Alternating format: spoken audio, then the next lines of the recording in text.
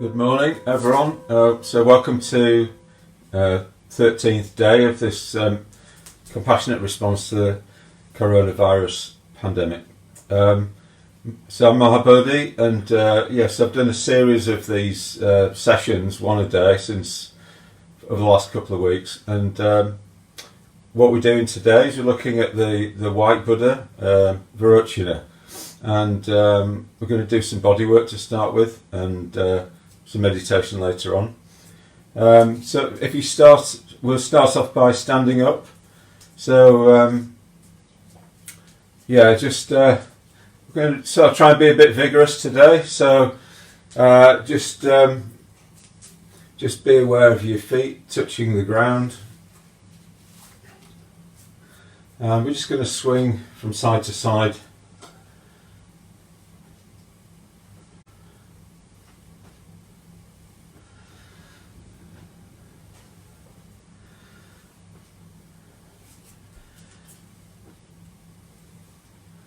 Just having a sense of the energy in your body, in your spine, and just being aware of what it was like yesterday for you. You know, how you got on physically yesterday, and you know, just maybe make a mental note of it. So as time goes on, we're going to need to pay more attention to our body. In a particular way, you know, because we'll be less active. So in a way, you need to work a bit more of a subtle level with our body and the energy in our body, so it doesn't just go stale, stodgy, that sort of thing. Just rotating your hips.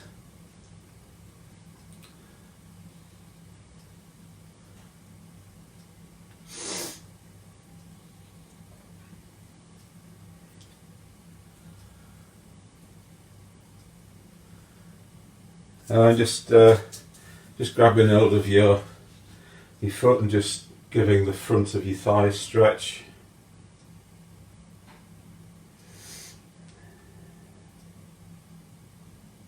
You might need to lean on against something. I've got a chair next to me here. Just stretching the back, the top of your thigh.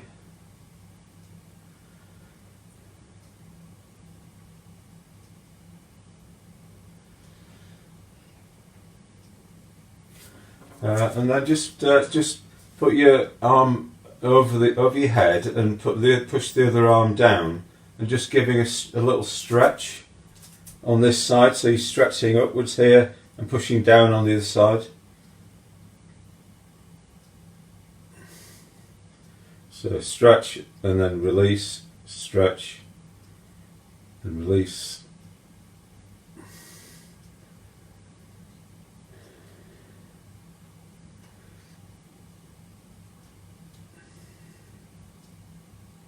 And then on the other side, same thing.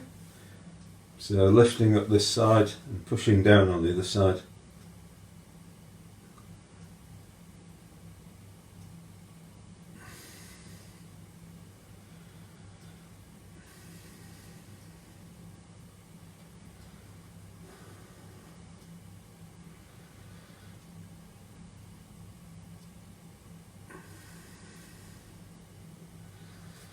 Okay, just shake everything out.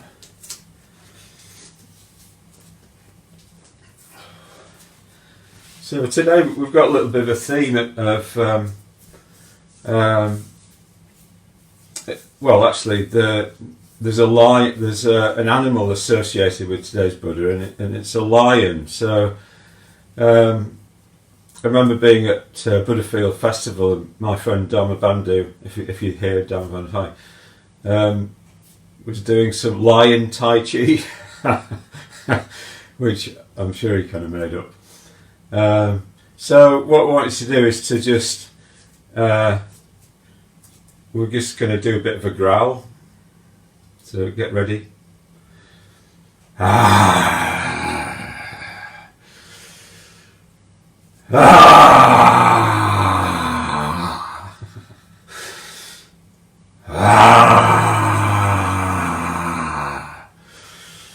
from deep down in your stomach and your heart chest area.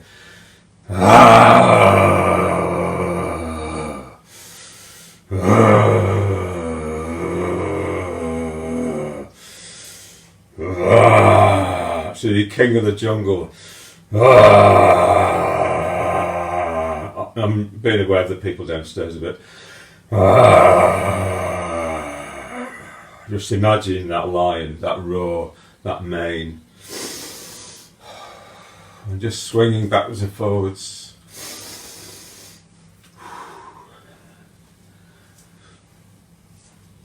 And pointing towards in that direction. Diagonally, we're going to go in that direction, backwards and forwards. So we've got our right foot ahead, in front.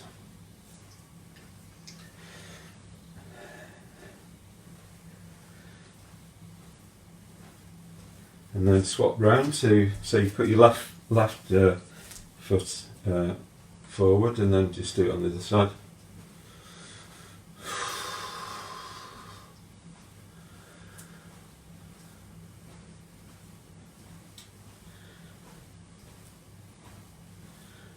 So, when we do an exercise,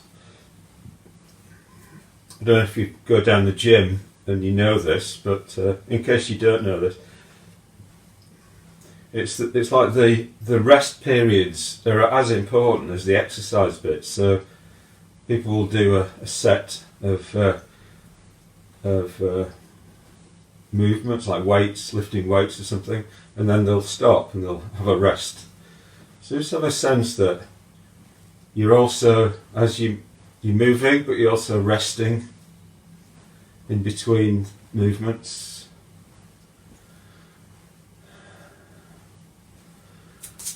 Okay, just rotating hips again.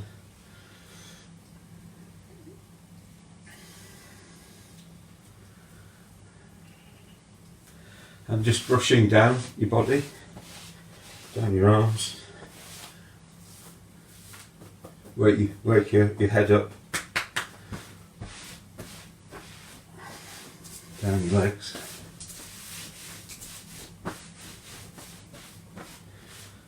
Okay, and then take a seat.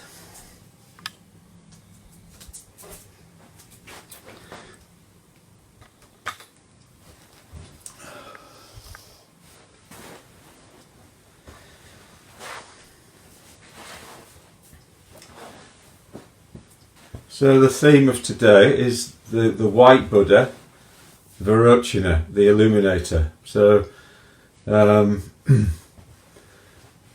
what we're going to do first of all is we're going to just do a little bit of calming meditation, just to quieten our minds down.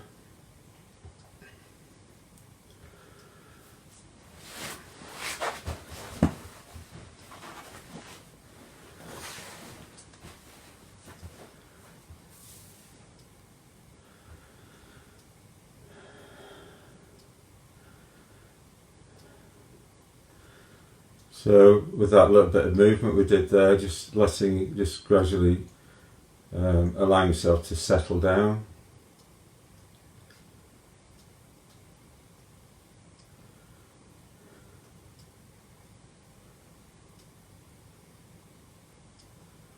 And taking your attention onto your breathing.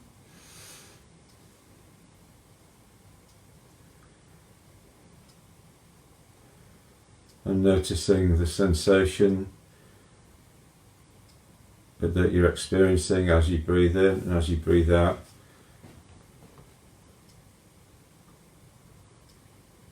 So just letting your breath just be natural.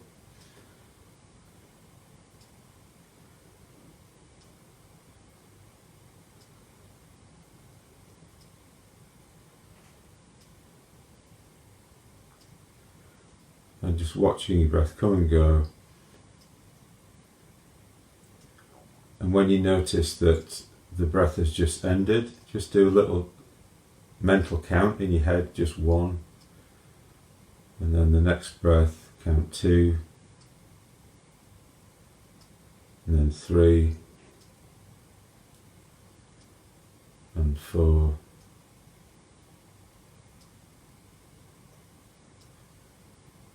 5. Just keep going till you get to 10. And then when you've reached 10, on the next breath, breathe in, breathe out, count 1. And then 2. Just carry on counting sets of 10 breaths.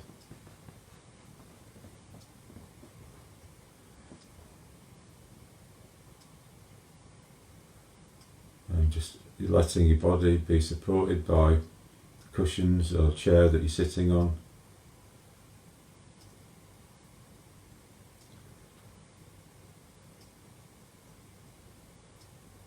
And having a sense that you don't need to hold your body, you just need to let it sit there.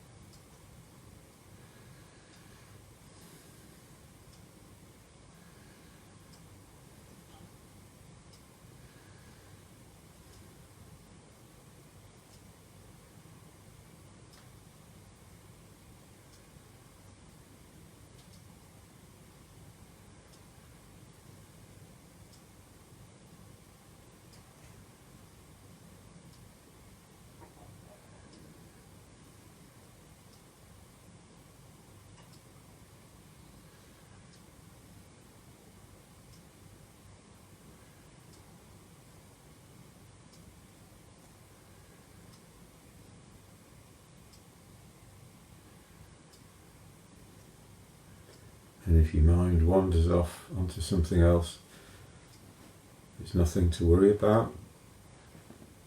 Just remembering what you're trying to do, and just come back to your breath and just start counting the out breaths again.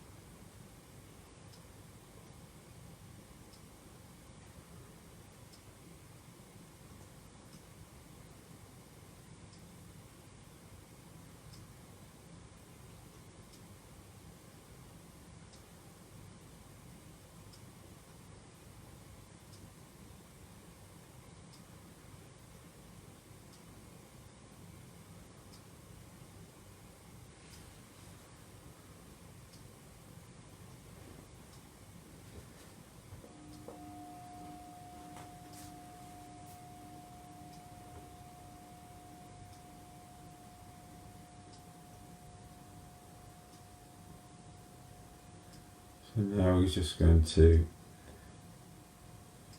do something different, another stage. So now we'll just drop the counting and we'll just try to be aware of the sensations of the breath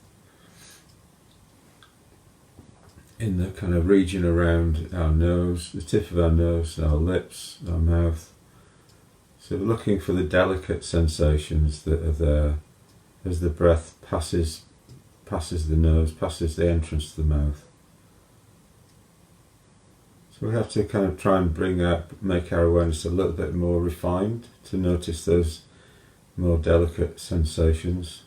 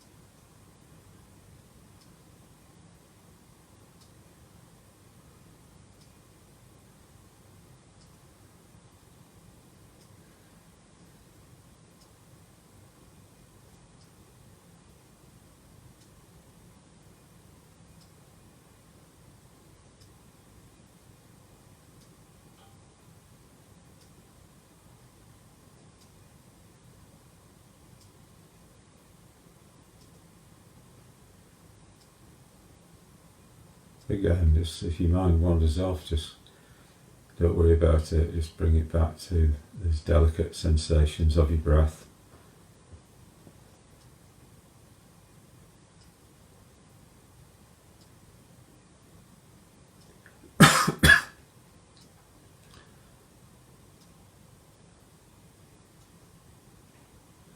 And now just beginning to notice if there are any parts of your awareness that are a bit brighter.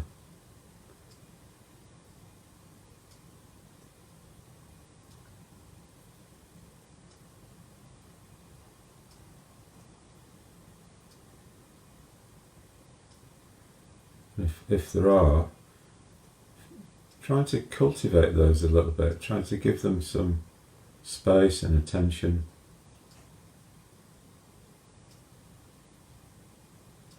So that your mind can become a bit more luminous.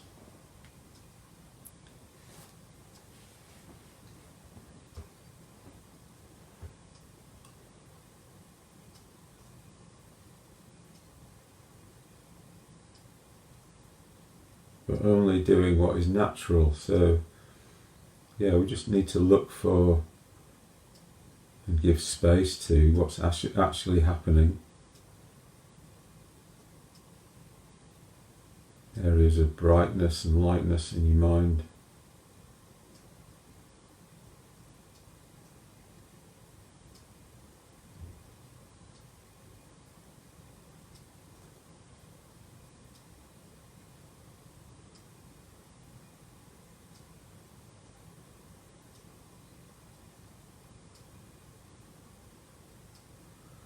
But taking the whole of yourself along in the meditation, so also acknowledging how you're feeling,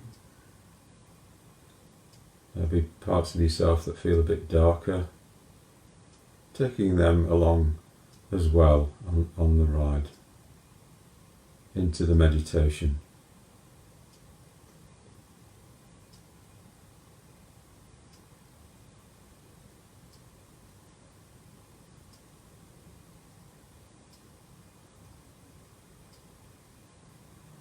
Maybe allowing the light to illuminate the darkness.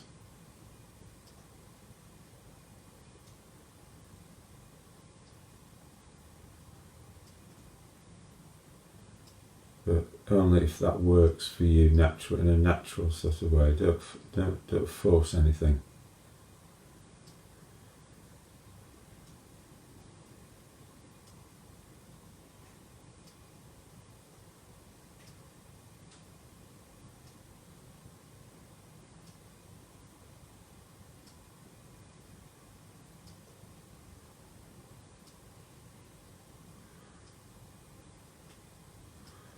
So staying grounded in your body, in the sensation of your body, knowing how it feels to be wearing clothing and touching the earth and the seat that you're sitting on. How it is to have feelings, how it is to have a mind and opinions.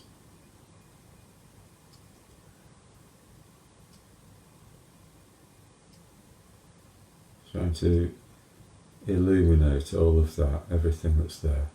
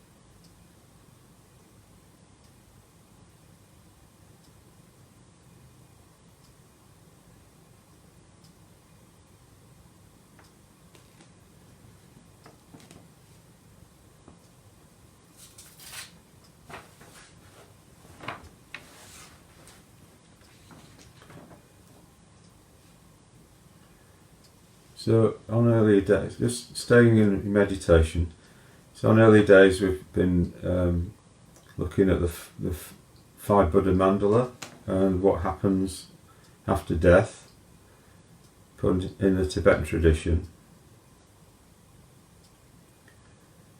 So today we're looking at Vairocana. So I'm just going to read the reading from the Tibetan Book of the Dead to do with Vairocana.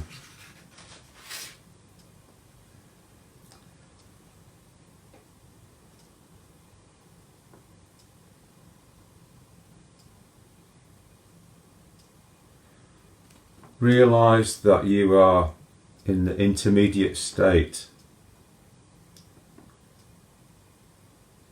beyond death. All things dawn as lights and deities. All space dawns full of azure light.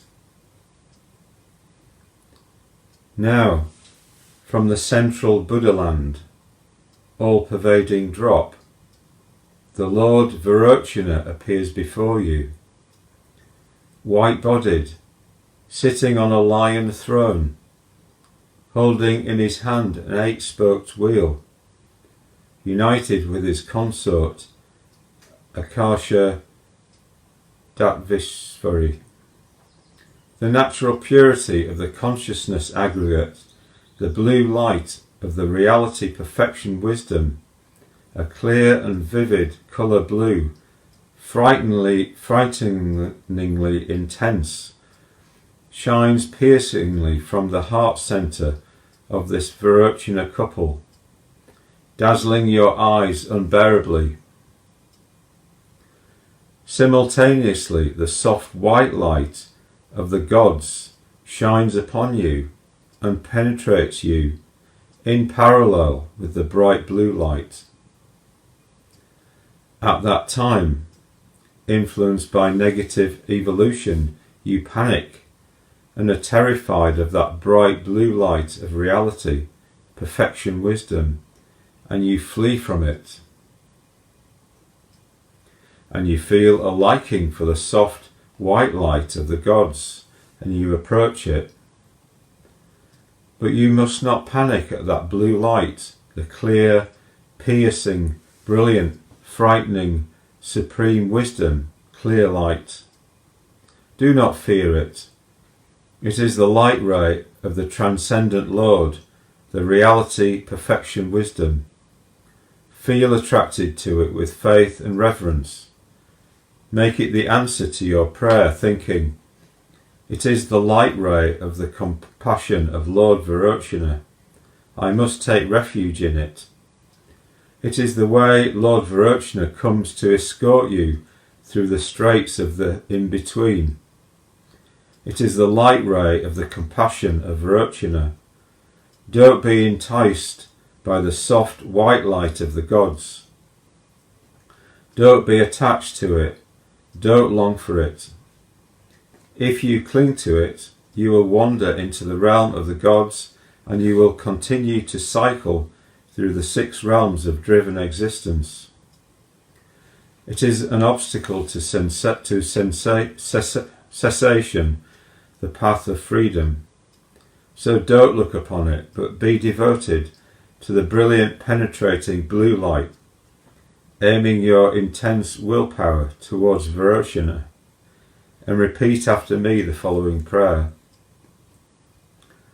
Thus praying with fierce devotion, when through intense ignorance I wander in samsara, on the luminous light path of the Dharma Dhatu wisdom. May blessed Vairocana go before me, his consort the queen of Vajra space behind me. Help me to cross the Bardo's dangerous pathway and bring me to the perfect Buddha state. Thus praying with fierce devotion, you dissolve in rainbow light into the heart of the Vairocana couple, whence you will enter the central Pure Land, Ganavyuha, dense array, and become a Buddha by way of the body of perfect beatitude. So just allowing the words of the Tibetan Book of the Dead to percolate in to your being, into your mind, into your heart, into your body, the whole of you, the whole of a person.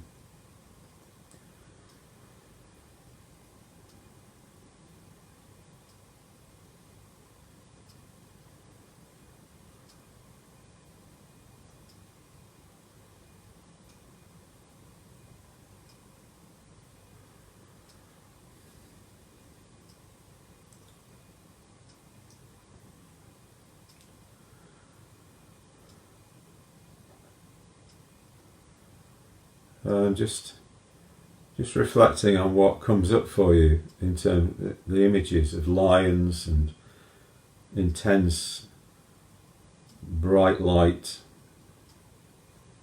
and wisdom and the God's realm. What is it like to be in a God realm? So God realm is a state where everything is just pleasant all the time. Do you ever experience that? Is your life a bit like that? So the text is saying, don't move towards that sort of life, where everything is just pleasant. Do something else. So we'll see in a minute why we should do that.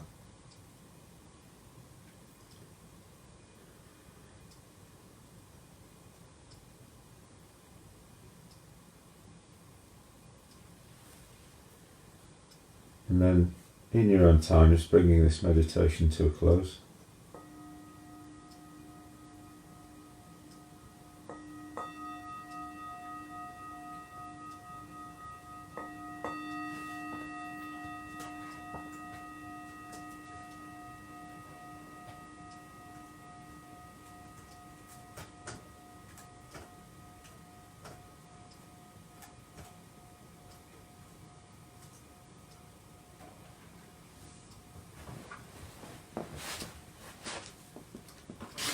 And then just sitting comfortably.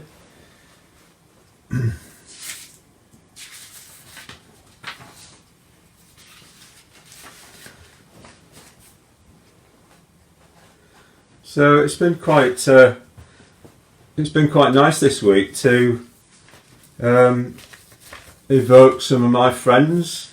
I think particularly in this situation where, you know, I live on my own, so I'm basically in isolation, but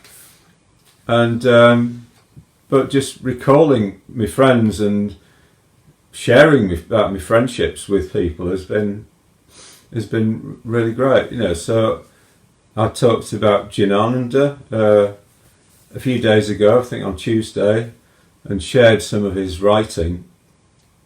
Fantastic writer. Warrior of Peace is his book on the life of the Buddha. And then when we did the Moga Siddhi, I shared Maharatna Jyoti, how he was.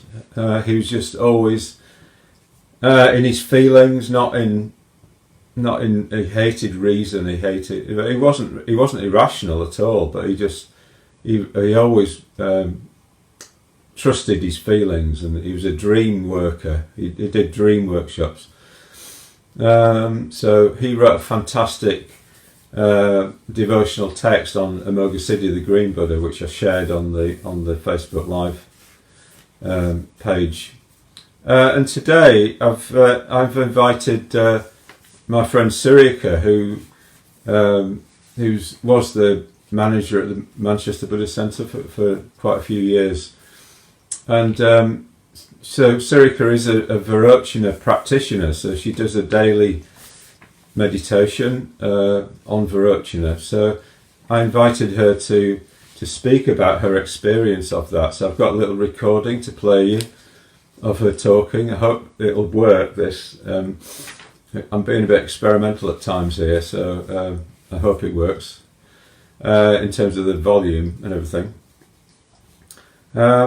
But first I'll just say a little bit about Vairocana. So in a way I've done this slightly in the wrong order. So in the Tibetan Book of the Dead, what happens is you after death it's said that you see this intense white piercing light that's so bright and intense that you can't look at it. It's just, and in a way anything that's like that, that's like light in Buddhism, it's not just light, it's just intensity, really. It's just intense experience.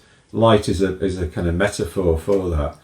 So things, when we face reality, it's so intense that we can't take it, we can't accept it, you know. We recoil off it, and we look for something, we look to distract ourselves with something else. So we have these opportunities in life to take things as they really are on board, you know. So that white light represents reality being presented to us, you know. And we can actually, if we can accept it, then we can become a Buddha, you know, become enlightened, you know, because a Buddha is able to accept whatever's the case, old age, sickness, death.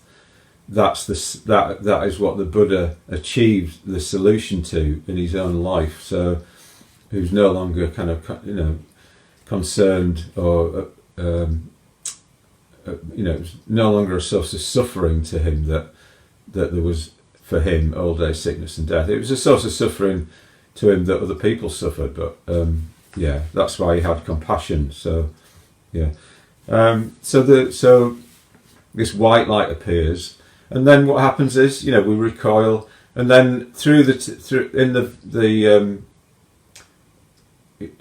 somebody will read this to a person who died, read the Tibetan Book of the Dead, and to guide them about what's happening next. And then what happens in the book, it says that Vairocana appears. So Vairocana is the white Buddha. So I've done this Vairocana last here, so it's in the wrong order really, and it makes sense because white is centrality, is to do with centrality in Buddhism. So you have that the central thing is reality, which is like facing reality. It's about the white light of reality. So Vairocana is the strongest candidate for reality, facing reality in its totality as much as we can. So here's a picture of Vairocana, and he's got a few things to point out. So his hand gestures are called mudras. So this mudra here it's the teaching mudra. So he's basically teaching, but you could say that he's doing more than that really, because what he's helping, he's like the guru really. So what teaching is about in Buddhism is transformation. So he's doing things that help transform us, and his name means the Illuminator. So he does it by helping us to be aware, to bring illumination to our lives and look at everything in our lives. And I don't know if you can see that, he's seated on a lion throne. So all of the Buddhas have animals associated with them. So he's got a lion, and so it's interesting that in India you have this sort of thing. So this is that's the Indian flag, and it's got this wheel on it. So this is the Dharma chakra wheel, which is and this is it's in a way this and the lion is the symbol of India, because the Emperor Ashoka, who's several hundred years after the Buddha's time, he kind of put all these monuments up, and he put all these pillars with lions on the top of them called Ashoka pillars, and he converted from being quite a warring king to being a completely peaceful king who just wanted his whole realm to be practicing Buddhism to the extent that he could, and he really encouraged social programs and everything, So India harks back to this, and so this wheel is something called the Dharma chakra wheel, and it's the wheel of turning the wheel of the Dharma, the teaching of the Buddha. So that's the symbol associated with Vairocana, and the lion is the animal associated with Vairocana. So the Buddha is said to roar the lion's roar of the Dharma, and so it's like the lion is the most powerful animal in the jungle, and when the lion roars, all the other animals sit up and take notice, So this is like alluding to the fact that, when the Buddha sort of speaks about reality, that, from a Buddhist point of view, this is the thing that we should be listening to. This is the truth. This is like, and he's expressing it in a very powerful and strong way. So, and it's not an intellectual thing. So it's like he's not making a reasoned argument about it. Well, it is reasonable. Buddhism is reasonable, but the point behind the lion's roar is it's like it's expressing his whole being is powerfully behind this truth, of the way things are, this view of things that Buddhism has. So it's really, he's really deeply convinced of it in a powerful sort of way. So here's another one of the lines in the Dharma Chakra wheel. So I think what I'll do is I'll just play Suryaka's reflections on Vairocana. So here's a picture of Suryaka, and so this is about 8 minutes long. So just sit comfortably and just kind of listen to what Suryaka says, and then I'll comment on some of the things that she says.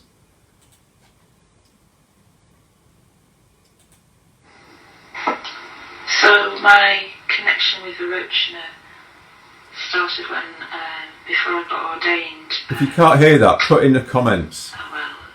You're encouraged to think about a particular figure that might inspire you and guide you in your ongoing Dharma practice, following ordination really for the rest of your life. And I was really struggling to get a sense of a particular figure I connected with. In fact, Bardo, you might not remember this, but I asked you, I said, "Oh, Bardo, what should I do? I don't really know if I've got a particular strong connection with a figure." And Bardo said to me, "What do you think you most need in your Dharma practice?" And the answer came to me really quickly. And I said, "I feel I need a great big alarm clock ringing in my ear to remind me to practice, because I'm somebody who has experienced life as being, in a way, really pleasurable.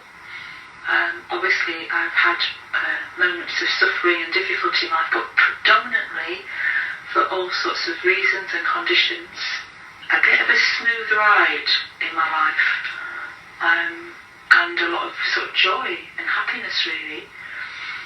So the challenge for somebody like me is to not get complacent in Dharma practice. And when I said to Bardo about the alarm clock, he said, "Well, what about Vairocana?" I said, "Okay." And he said, "Well, Vairocana is the figure on the wheel of life," which some of you will be familiar with, some you're not. But there's a Buddha that enters each realm on the wheel of life to give beings what they really need. And one of those realms is the God realm, the realm where, in a way, you have everything you need, or so it seems, and you're in the sort of a bit of a blissed out state. Things are good in your life. So what do beings need who are in that sort of state? Things are good in my life. There's a sort of intoxication with life, and a sort of delusional view that this is great and it'll last forever. So what beings need in that realm is they need Vairocana to come. And Vairocana comes and he plays beautiful, beautiful music on a lute. And of course, people in the God realm, they love beauty and thinking, they're willing to listen to this beautiful music. But the music somehow communicates to them in a beautiful way that everything is impermanent. So Vairocana uses his skillful means to get across that everything is impermanent through the beauty of this music, waking them up from their intoxicated state. So that's my initial connection with Vairocana. And I still reflect on that, really, on my tendency to be intoxicated with the pleasures of life, what I have, and forgetting that everything that I think I have is in fact impermanent and will slip through my fingers. But it's very easy to get intoxicated with simple things like my home, my relationship, my health, what I think I have, a sense of community, etc. Just to take it all for granted. So I really appreciate that about Vairocana. And I think the other connection, which has been with me quite a long time, is that each Buddha has, I think it's what do you talk about it? I can't think what it is. Their world, no particular Buddha realm or something. Anyway, Vairocana's realm, it's called the all-pervading circle, and I love that image of a circle. And when I think about an all-pervading circle, what that sort of means to me is that absolutely everything, with no exception, is within Vairocana's realm. Everything we can imagine, everything that is tangible, everything mysterious, there is no exception to Vairocana's realm, his sphere of influence and wisdom.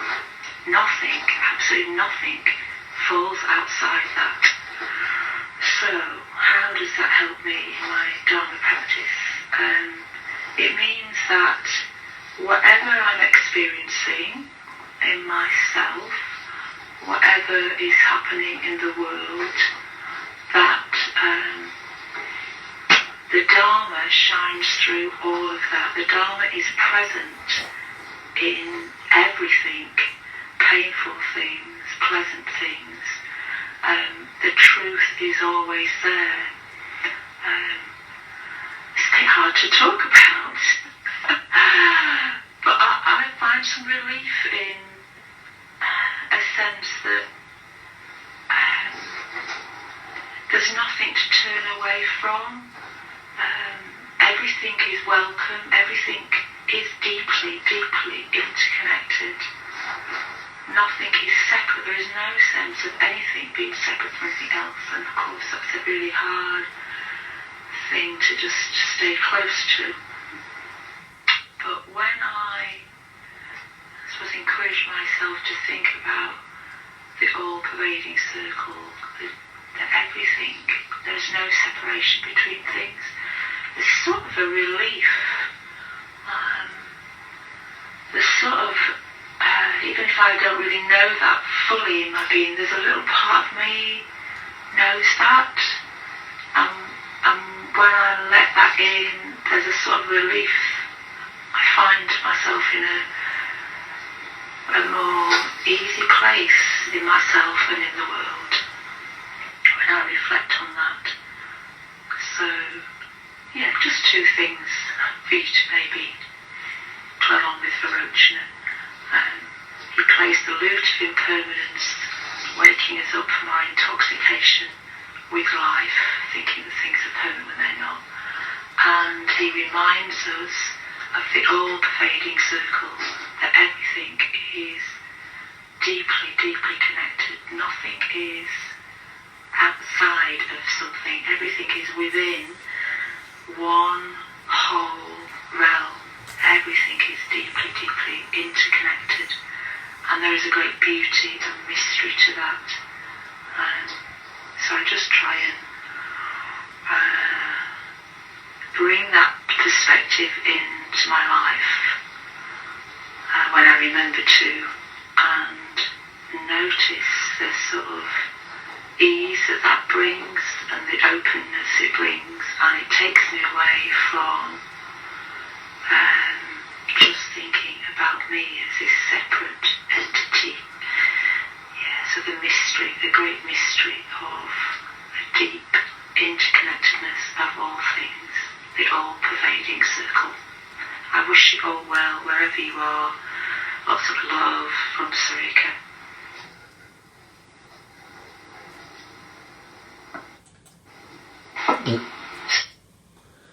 Great, thank you. Thanks, Suryaka. So, I'll just say a couple of things about that to maybe fill in some a bit more detail on what Suryaka was saying. So the thing about the God, so you get these different. There's a Buddhist symbol called the Tibetan wheel of life, and in it it has these. It's a bit of a kind of image for reality, and it has these 6 realms. So there's the different states of existence. You could see them as either real states or more psychological states. So you've got the realm of the gods, you've got the realm of the jealous gods, you've got the human realm, you've got the animal realm, you've got the realm of the hungry ghosts, and you've got the realm of the beings in hell. Now you can see all of those as psychological states. So a state of the God realm is like people who are just kind of very successful and constantly happy and just experiencing pleasure all the time, and feel very potent and that sort of thing. The jealous gods is the realm where the people are quite powerful, but they're in a kind of bit of a competitive world. So you could see that business world, that sort of thing. People are quite skillful, quite good at things, quite skilled, and they're competing with each other. So it's not quite as high up as the God realm. And then you've got the human realm, where you've got a mixture of pleasure and pain all the time. So there's nice things happen and difficult things happen, probably in equal proportions, and the pleasure and pain is woven together. So it's like often the pleasure has some pain in it, and the pain has some pleasure in it. And that's seen as the best place to be, really, for attaining enlightenment, because in a way it's more real. So having lots and lots of pleasure all the time is a bit unreal, really. And then you've got the animal realm, which is like, if it's psychological, we're just obsessed with just our basic needs, eating, sex. Basically, we feel a bit like we're in a jungle. Life's a bit of a jungle. It's all about survival. And then you've got the hungry ghost realm, which is a realm of addiction. So the hungry ghosts if they try and take food in through the tiny little mouths, little pinprick mouths, and they've got big fat bellies that are never satisfied, and the food turns into fire and daggers and things. So it's like they whatever they take in isn't satisfying. So addictions like that, when we're sort of addicted to something, we take it in, but it doesn't satisfy us because we want more and more and all that. And then the hell realm is just unending pain. People just really struggling to cope with pain, and think of people who are in chronic pain all the time, and it's like hell. I imagine. So in each of the realms, there's a Buddha appears, and Suryaka was saying Vairocana appears, and offering something that's needed in that realm. So in the God realm, the Buddha or Vairocana appears as playing a lute. So what the gods need is a reminder of impermanence, that things, even though things are pleasurable now, then they aren't going to last. Eventually, they often last. In the God realm, it's said to last a very, very long time. So it's like, it seems as if it's going to go on forever, but nothing is permanent. So it won't. So it's good for the gods to be reminded of that, and Suryaka referred to that in a talk. And she said that she sort of felt like she's sometimes been in a bit of a God realm, and she needs to remind herself that actually things are impermanent, and they aren't going to last, and so that's moving from ignorance towards wisdom, towards enlightenment. Yeah, and in the jealous gods realm, the Buddha or Vairochana carries a sword, the sword of wisdom. So it's like the jealous gods fight each other, but what they need to do is discriminate between, what's the right thing to be doing, what's the thing to be turning out the talents towards. So maybe the talents are kind of going in a bit of a mundane direction. Maybe they could be better serving people in general more, that sort of thing. In the human realm, the Buddha's carrying a begging bowl, so it's indicating spiritual practice. So the thing to do in this is to try and gain enlightenment from here, which are the best conditions in the human realm to do this. In the animal realm, the Buddha's holding a book, so it's like what animals need is a bit of education in general, and culture and that sort of thing, to kind of help them rise out of that just survival mode. But sometimes you need to meet the survival needs first before you can then, you've got the time and space to be able to give attention to culture and learning and that sort of thing. In the hungry ghost realm, the Buddha is giving them something that is actually satisfying to them, and I think it's well known these days that what is satisfying to what addicted people are often looking for is connection and relationship, that sort of thing. So the Buddha would be giving that in that realm, and then in the hell beings realm, then it's just relieving the suffering, some sort of balm to relieve the suffering, because unless that suffering's taken away, they won't be able to concentrate on anything else, like Buddhism or anything like that. So these are the 6 realms, and and I think what the all-pervading circle is referring to, and I think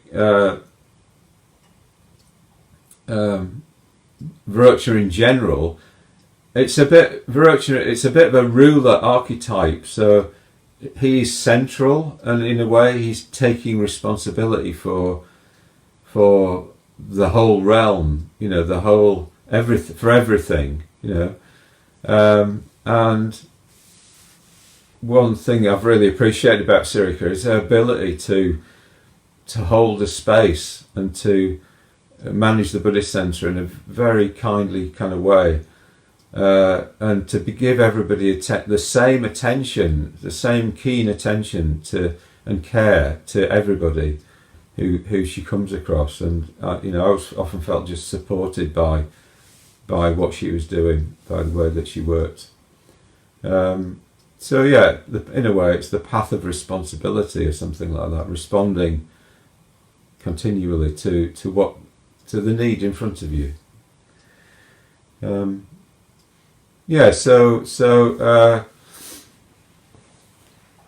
So I hope you've enjoyed today's session on Vairochana and got something out of it. And I just often with these sessions, things just appear to me as ideas, often just at the last minute or something, and I get ideas, and I'm working away in the hour before doing this session, I'm having ideas and think, oh, do that, bring this in. And what occurred to me this morning was that with the idea of roaring the lion's roar, roaring the lion's roar of the Dharma, that what I'd like to do next in the sessions from tomorrow onwards is start to do that, to actually roar the lion's roar of the Dharma, and to start teaching about the 4 foundations of mindfulness, which are the 4 objects that we bring up mindfulness to in order to attain nirvana. So from tomorrow onwards, I'm going to start unpacking some of that, beginning with mindfulness of the body, and then mindfulness of feeling, mindfulness of the mind and emotions, and mindfulness of views or dharmas. So that'll be the theme for the coming days from tomorrow onwards. But I just leave you with, I think, just maybe play the video back and just look at the intense light. Just remember this. It's like we're being invited to keep looking at things, to keep looking at how things are, to not be like looking away or trying to hide or distract ourselves. So it's like almost like looking. It's hard to look directly into the sun. Well, we shouldn't do that anyway. We'll damage our eyes. But it's hard to look directly into the reality of things. But this is an invitation to try and do that to some degree, and to take in everything that's going on, how you're feeling, what's happening to your friends, what danger that other people are in, people that you know, people that you don't know. Is there a way you can respond to all of that in a way which is going to be helpful? It's up to you really. It's like, can we all take more responsibility for the world around us, and the people that we're with, for ourselves, and try and kind of be more aware, be more responsible, be more real in a way about everything. So on that note, I was going to wind up, and so we'll just sit quietly for a couple of minutes and then finish.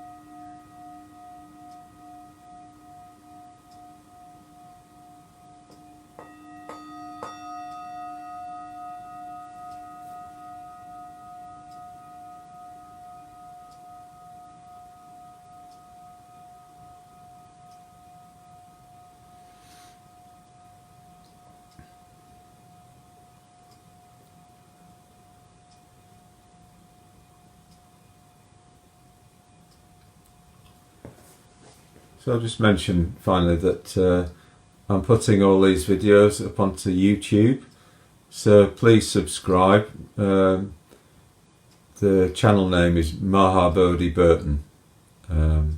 So yeah, it'd be good to get more of a presence on YouTube with all this material. So thanks. Okay, bye.